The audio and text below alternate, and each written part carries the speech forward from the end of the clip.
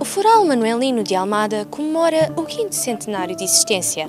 A TV Almada veio até à Casa Pargana, arquivo histórico da cidade, numa tentativa de redescobrir o importante momento histórico do concelho. O Foral de Dom Manuel, dado à Vila de Almada em 1503, como à semelhança da maioria dos forais coemos, são diplomas jurídicos, têm a ver com a política centralizadora do reinado de Dom Manuel, em que procuravam reformar os antigos diplomas medievais, nomeadamente o Foral de Dom Sancho, dado à Vila de Almada no ano 1190, na medida em que as normas contidas nessa época já estavam ultrapassadas, nomeadamente os pesos e medidas ao longo destes 300 anos que permeia entre o Foral de Dom Sancho e o Foral de Dom Manuel, que ultrapassa cerca de 300 anos. Muita coisa tinha mudado, os pesos e medidas variavam de lugar para lugar, as moedas já não tinham a mesma correspondência, nomeadamente o morabitino e a meada já não se usavam no século XVI. Portanto, havia uma série de fatores conjunturais que levaram a esta política centralizadora. Daí que estes diplomas regulavam, digamos, não só estas normas, mas toda a vida social, administrativa, ligados à justiça, militar, comercial. No fundo, era atualizar as rendas e os tributos que as populações tinham que pagar à Casa Real.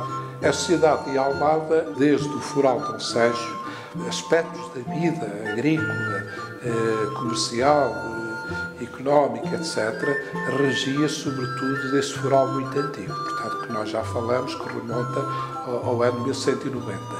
Depois, com o andar do tempo, entraram as chamadas leis gerais, mais tarde, predominava muito o chamado direito consuetudinário, isto é, com base nos costumes, nos usos e costumes da terra e desse tempo, e quando chegamos aos finais do século XV, portanto, estamos a entrar nas vésperas da grande reforma manuelina, que só operam grandes mudanças, muitas normas que eu falei atrás estavam completamente desatualizadas, não só em Almada como no resto do reino de Portugal.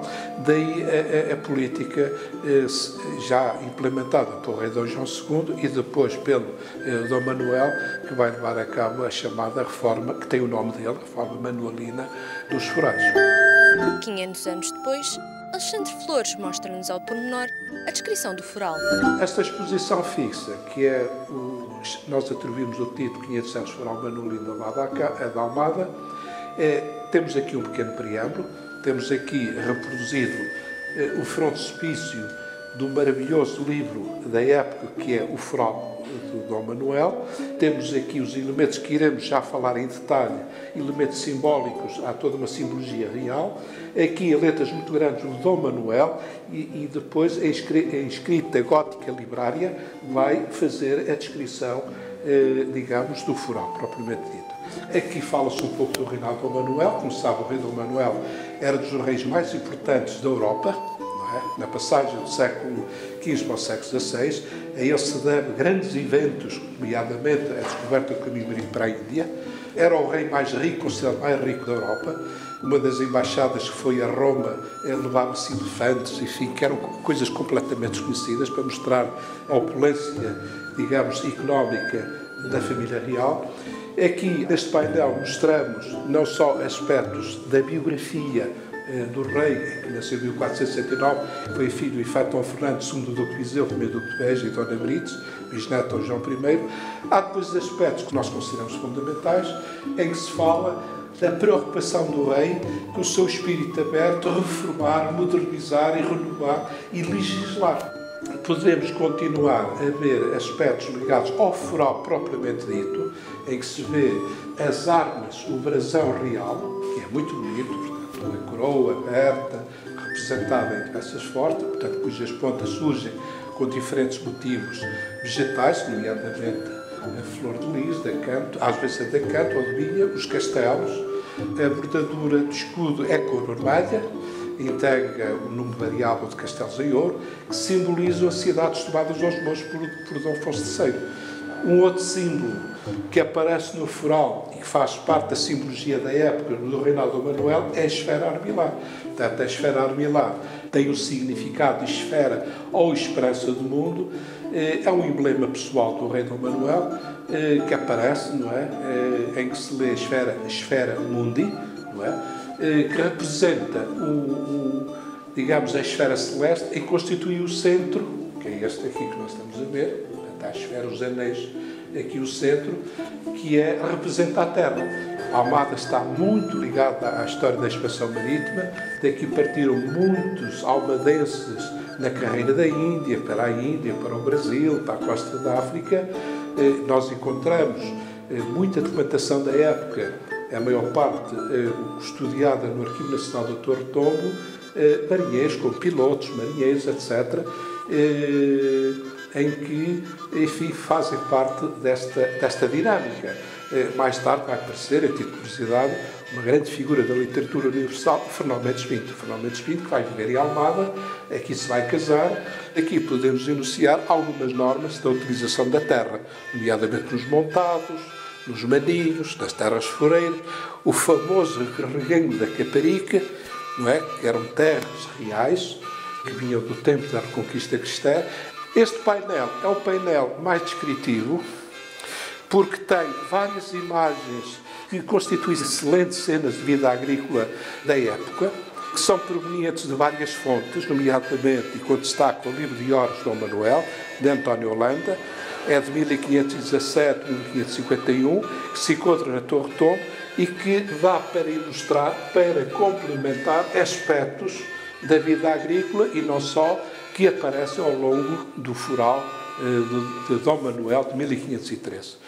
Nós podemos compreender que em Almada, em primeiro lugar, figurava o vinho, que já vem da antiguidade, desde o tempo dos mouros, as laranjas, as peras, cerejas, os figos, que é um fruto muito importante ao longo da Idade Média até esta época, as hortaliças, enfim, e depois as respectivas unidades e os respectivos os pagamentos por cada das cargas.